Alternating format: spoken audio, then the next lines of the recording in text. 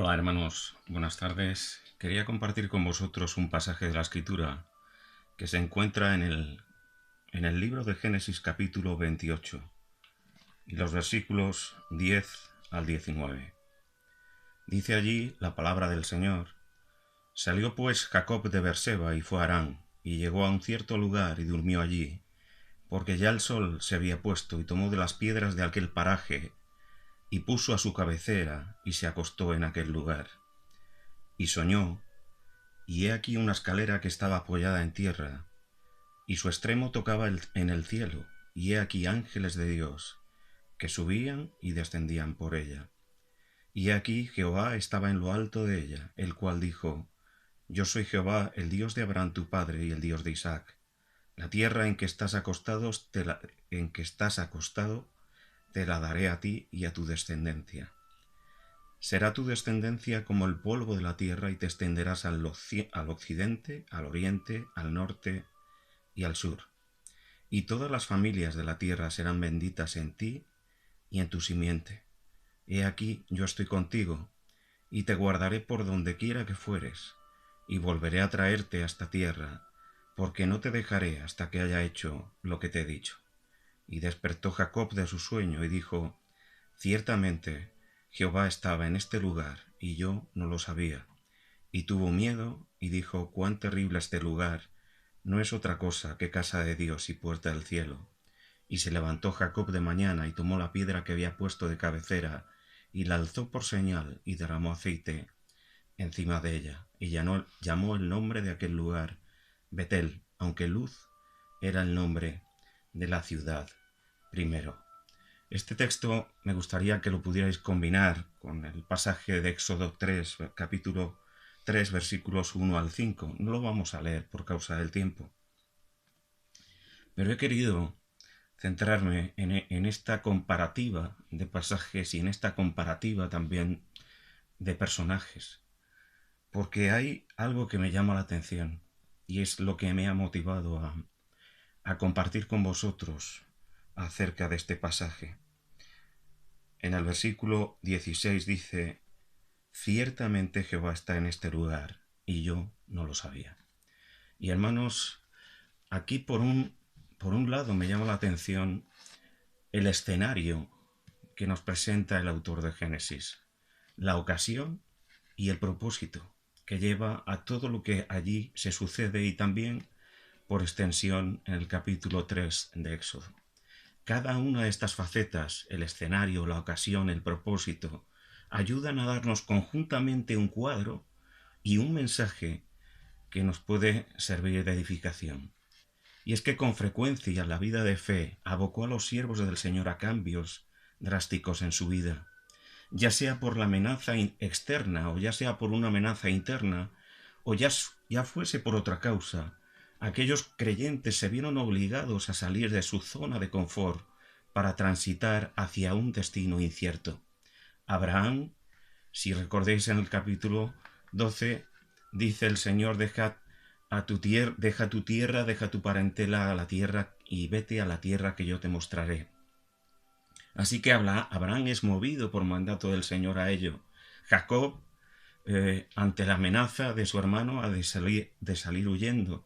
Moisés huye de Faraón cuando defiende a sus hermanos. José y María han de huir a Egipto para proteger al niño. Los creyentes de la naciente iglesia de Jerusalén han de huir frente a la creciente oposición farisea y dispersarse hacia otros lugares.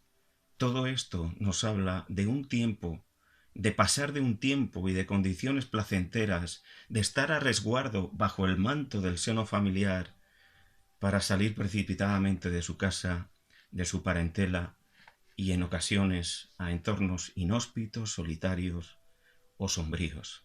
Dice el texto: cuando despertó de su sueño pensó: en verdad el Señor está en este lugar y yo no lo sabía. Ciertamente Dios estaba en este lugar y no lo sabía. Y dice que tuvo mucho miedo. Ahora, ¿qué lugar es el que menciona aquí Jacob? Pues está hablando de Betel. Betel, en su vertiente este, pertenecía a lo que luego se conoció como el desierto de Judea. Él se encontraba aproximadamente unos 70 kilómetros de su casa y para su destino quedaba un largo recorrido de aproximadamente unos 500 kilómetros todavía. En el desierto de Judea es también donde el Señor es tentado. En el caso de Moisés, y en el caso de este gran libertador, estamos hablando del monte Sinaí, del monte Horeb. Hablamos de lugares desérticos, incómodos, que exigen un nivel muy grande de resistencia, sin comodidades, pero en medio de estas circunstancias Dios estaba allí. Cuando Jacob dice ciertamente Dios estaba en este lugar y yo no lo sabía, significaba que no sabían nada de Dios, que no creían en Dios, no. Significaba que su conocimiento era demasiado primario, incipiente e influido por la fe de los demás en su vida, en este caso, de sus padres. Lo paradójico es que el desierto se torna en un lugar de encuentro, de revelación y de restauración para cada uno de ellos. El desierto les lleva a otra dimensión en su relación con Dios.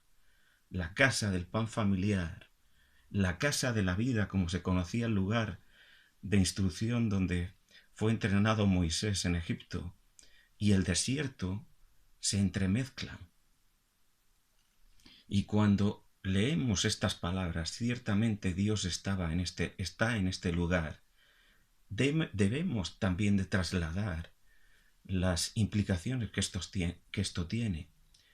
Ciertamente Dios está en este lugar, ciertamente Dios está en este tiempo, en medio de estas circunstancias, en esta época sombría, oscura, difícil, y lo está conmigo. Ciertamente Dios está aquí, conmigo.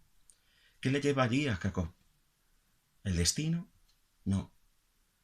Le lleva el plan redentor de Dios y la elección soberana del Señor para usar a este hombre. Y es que el pueblo donde ha de nacer el Mesías pasaba por el pacto que Dios había hecho con Abraham. Abraham, cuando fue llamado, se le prometió una gran descendencia. Cuando no tenía hijo y cuando no tenía ningún hijo y cuando Sara era estéril. Todas estas promesas que hoy leemos se las hace Dios a Jacob cuando es soltero, cuando no tiene ningún hijo y cuando encima huye de un peligro real de que le atrape su hermano. Moisés recibe el mensaje de Dios cuando ha huido de perder la vida a manos de Faraón. Está en tierra extraña, vivió como un extranjero en tierra de Madián y cuando no tenía posibilidades reales en términos de seguridad de mantener contacto con los de su linaje. Recibe, ¿por qué estaba allí Moisés? Porque recibe el llamado a causa del gemido de los suyos. Huye por intentar defenderlos, sufre el exilio por causa de ellos y Dios le rescata después para ser el caudillo, aquel que les ha de guiar. Faraón, en realidad, sentenció 2 veces a muerte a Moisés. Una fue en el momento previo a su nacimiento, y lo que obligó a sus padres a esconderle y a llevarle en aquella canastilla, en aquel, entre comillas, arca, que fue llevado al río. Y otra es cuando se enteró de que Moisés había asesinado a los capataces egipcios para defender a unos esclavos hebreos. Pero en ambos casos, una verdad futura puede enseñarles en relación al propósito de Dios. ¿Qué es lo que nos dice al principio? Yo soy el Dios de Abraham, el Dios de Isaac. A ti y a tus descendientes les daré esta tierra donde estás acostado. Ellos llegarán a ser tantos que se extenderán por todas partes. Todas estas promesas tienen que ver con ellos y con Moisés, ¿no? Y Dios los trata, en primer lugar, para que en relación a Jacob, él se convierta en el cauce, en el origen de las tribus de Israel, en el cauce del pacto de Abraham que ha de seguir su recorrido. En el caso de Moisés, Dios les coge para aprender mansedumbre y contentamiento y para ser aquel caudillo idóneo que sepa obedecer al Señor. Uno experimentado en quebranto fue el elegido para ser nuestro Redentor. Otro que fue tratado y que supo ver abundancia y contentamiento en medio del desierto fue el que guiaría al pueblo durante el éxodo de Israel. 40 años para vivir en el silencio y en el anonimato, y otros 40 años para guiar al pueblo a manos de un experto. En Moisés la gloria estaba en una zarza que ardía sin consumirla. En el caso de Jacob, en aquel sueño donde él ve la gloria de Dios en aquella escalera que sube al cielo. En el caso de Moisés, aquella gloria que estaba en la zarza y que ardía sin consumirse era una imagen ilustrativa de nuestra naturaleza, frágil, voluble, temporal, sin apenas valor o atractivo, y en nuestro pecado. Una imagen también que nos habla de la cruz y de su juicio sobre el Hijo de Dios. Pero desde aquel lugar desértico, desde aquella voz que emergía de aquel arbusto que ardía sin consumirse, el Señor le habló, le comisionó y le dijo lo que iba a hacer. ¿Qué promesas, hermanos? Reciben en ambos casos, pero fundamentalmente en este pasaje de Génesis 28. Será tu descendencia como el polvo de la tierra, y te extenderás, o tu descendencia se extenderá al occidente, al oriente, al norte, al sur. Todas las familias de la tierra serán benditas en ti y en tu simiente.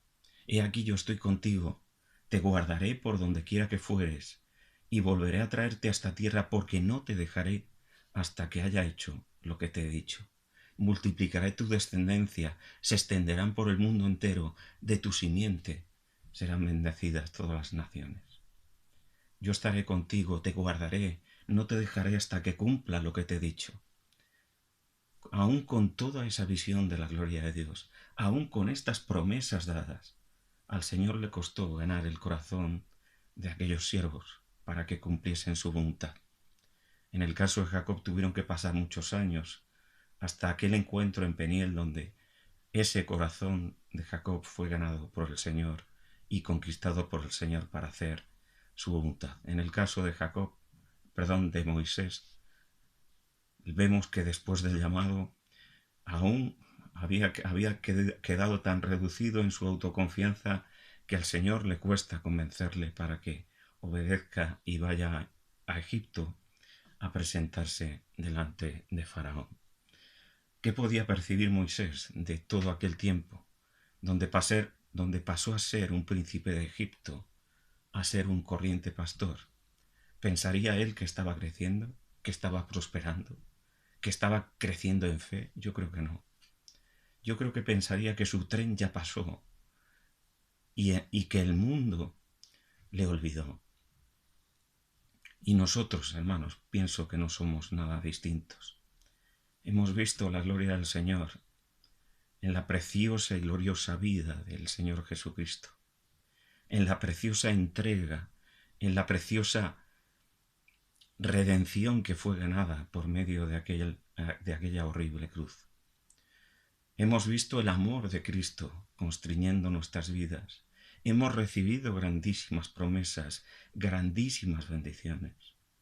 Pero en la prueba todo eso se opaca frente al miedo o la debilidad. A veces el dedo del Señor modelando puede parecer imperceptible, pero Él no deja de trabajar, Él no abandona su obra. Él, como ese buen alfarero, va puliendo los detalles hasta culminar su obra. En aquella cruz del Señor tampoco se percibía ningún signo de triunfo y sí de derrota, pero el Señor cambió nuestro sino. Él acabó allí venciendo al pecado, al diablo y a la muerte. Pero el Señor cambió aquel lugar sombrío, cambió aquella cruz seca, tosca, en estanques, en ríos de agua viva, para que el que tiene sed beba abundantemente, para que el que necesita fortaleza sea reconfortado. Yo estaré contigo, yo estaré contigo y iré donde te guardaré y te guiaré siempre hasta que cumpla mi propósito en ti.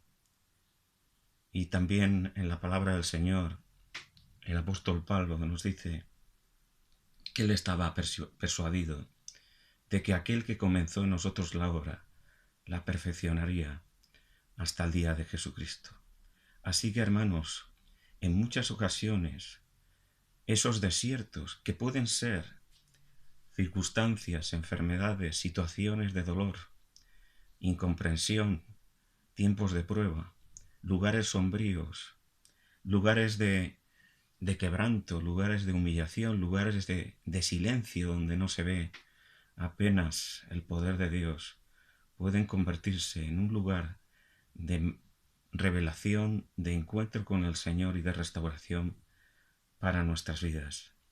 Ojalá que cada uno de nosotros podamos también aferrarnos y agarrarnos a las promesas de Dios. Dejar que Él se manifieste en toda su gloria en medio de esa situación, en medio de esos lugares sombríos, en medio de esas circunstancias adversas.